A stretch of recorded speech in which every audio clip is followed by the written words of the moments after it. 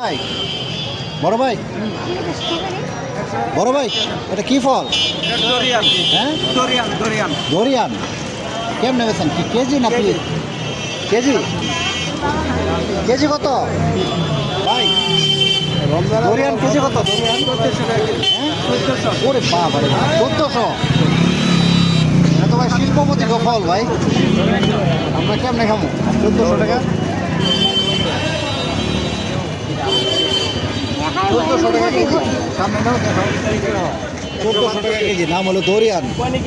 নাম কি দা? Dorian Dorian persimmon permission ফল।